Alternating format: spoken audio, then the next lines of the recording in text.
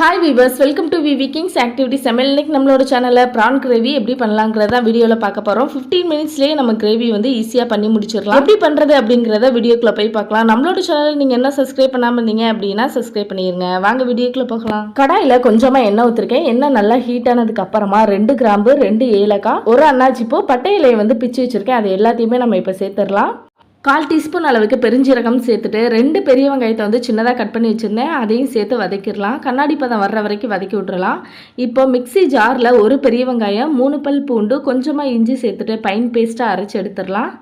அரைச்ச விழுத வெங்காயம் கண்ணாடி பதம் வந்ததுக்கு அப்புறமா நம்ம அதில் சேர்த்து பச்சை வாசனை போகிற வரைக்கும் வதக்கி விட்டுறலாம். 2 தக்காளியை சின்னதாக கட் பண்ணி வச்சுருந்தேன். அதையும் சேர்த்துக்கலாம். எந்த அளவுக்கு நீங்கள் வெங்காயம் சேர்க்குறீங்களோ அந்த அளவுக்கு தக்காளியும் சேர்த்துக்கோங்க. அப்படின்னா தான் டேஸ்ட் வந்து சூப்பராக வரும். கிரேவிக்கு தேவையான உப்பு வந்து நான் இப்போவுமே சேர்த்துக்கிறேன். தக்காளி வந்து சீக்கிரம் வதங்கணும் அப்படிங்கிறதுக்காண்டி நான் இப்போவுமே சேர்த்துருக்கேன். இந்த அளவுக்கு தக்காளி நல்லா வதங்கினதுக்கு அப்புறமா கழுவி வச்ச ப்ரானை வந்து சேர்த்துறேன். 1/2 கிலோ அளவு எடுத்திருக்கேன்.